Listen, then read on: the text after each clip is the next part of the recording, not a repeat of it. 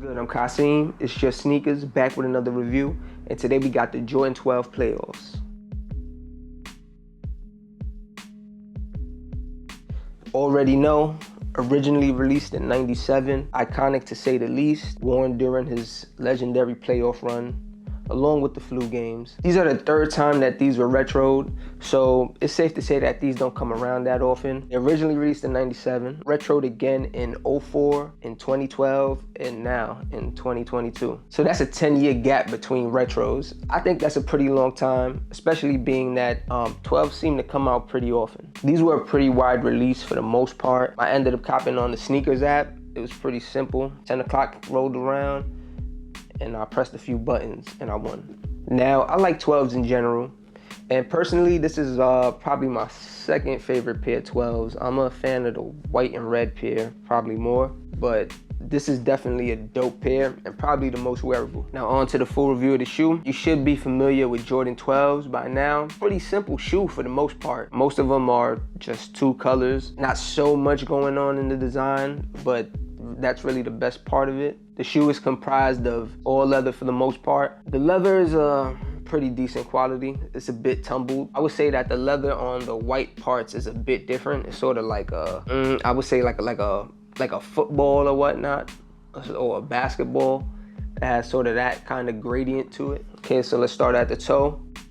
Black leather, intercepted by white leather, which runs all along the mudguard side. You have the white sole with the Jumpman peeking out through the front. Move over to the toe box. As we see, there's really no separation between the toe and the toe box like on many sneakers. You know, the 12s are pretty much plain. Like I said, it's usually two colors and two parts to it. The toe box has these stitch patterns, which are like, they're like waves or whatnot that run all through the shoe. Move over to the tongue. All black, white lettering, 2-3, spelt out. We have the Jumpman on the tongue with a red Jumpman logo. Comes with black shoelace. At the top, we have the two chrome parts as eyelets. I'm moving over to the side of the shoe, get the full profile. And yeah, you know, 12s, like I said, they're just a plain shoe. The side profile is pretty much the highlight of the shoe. But I personally like the look from the front. But you know, the side profile, you get it all. We also have the silver Jumpman piece right here, which, I don't know, maybe I'm bugging out, but I could have sworn this was smaller, like in the older versions, I don't know. Maybe I'm tripping. As far as the quality, the leather is decent, not too bad. The black parts are better than the white parts as far as the leather goes. The black leather, it definitely has a tumble feel to it. The leather doesn't look too trash. It's not too synthetic looking. You know, it isn't real leather, but you know. And the white part, like I said, is sort of like a Spalding ball or something. Sort of like a football, actually. Move over to the back, classic Jordan tag running through. We have the Jumpman logo at the top. And towards the bottom, we have a 2-3 in black and red. Yeah, just how you remember it. Get a look at the inside of the shoe. Pretty much the same like the outer side for the most part. We also have a silver piece here. Get a look at the midsole, plain white. They never really did too much with the midsoles on all 12s. The midsole was kind of like, it's just an afterthought. But I will say on this playoff pair, the midsole, you'll probably run into the most problems with the midsole, as you know, it's a black shoe. It really isn't gonna get too dirty, but what's really gonna get dirty on these is this part of the white sole. Not so much even the white leather part, it's this part. Once you get this dirty right here, you're kind of done. I'm gonna keep it real with you.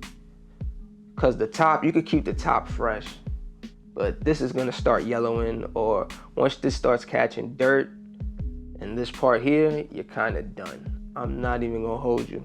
You gotta look at the outsole. You know, it's what you remember. Classic. Got the Jumpman at the top of the shoe on the toe, peeking out through the front. Little 23 here on the side. I always like the soles of the 12. I think the best sole, obviously, is probably the 10s. you know, with the stat lines and whatnot. The 10s are dope. 7s is cool too, the bottoms, the outsoles. And the 12s aren't bad either. So there you have it, man. Jordan 12 playoffs. There really isn't too much to talk about. It's a plain shoe for the most part. Black and white, almost half black and half white. It's not too much to the design, but they work and they definitely very wearable. Now for sizing, I went true to size on these to give you a point of reference. I'm a true to size 9 in most Nikes. Jordan 1s, pretty much all Jordans for the most part, I go for a size 9. Air Force 1s and certain 80s basketball sneakers, I have a size down. But I went true to size on these and they work, so that's my suggestion. As far as resale is pretty modest. They're almost at retail for the most part. I think they're probably like $40 over retail. So that really isn't too bad, especially nowadays and when everything sells out and you're paying crazy resale prices. So if you want these, you can go pick them up.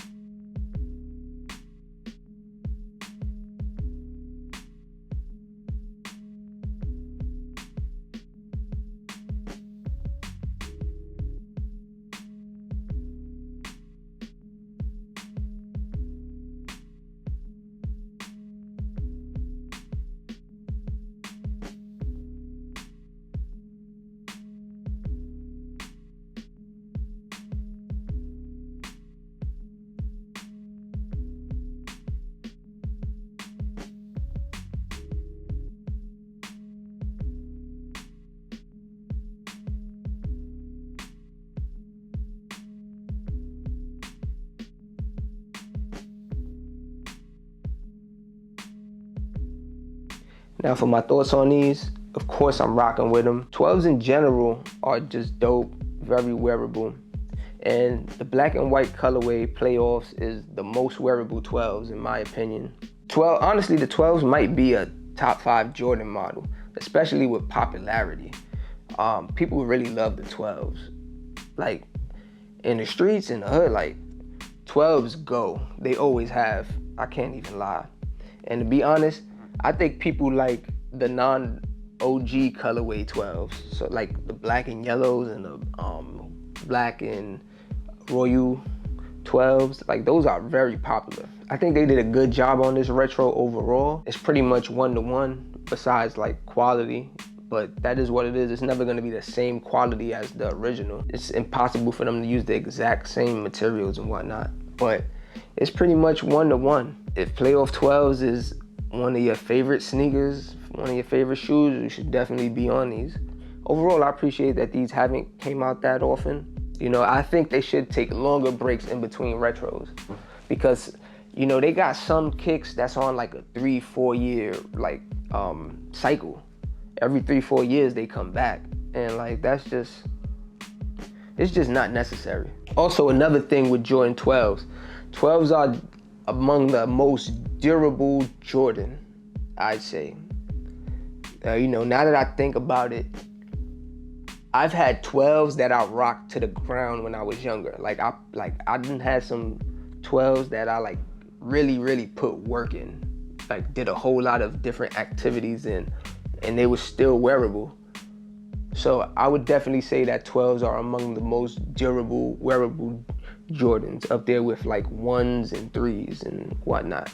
You know, some of the, because you know, some Jordans that you could really beat up, and those are like 1s, 3s, you know, you could really beat them up and they still kind of look good. Like rocking them beat up is an aesthetic in itself, you know, and I think these are one of those pairs of Jordans that you could really put work into.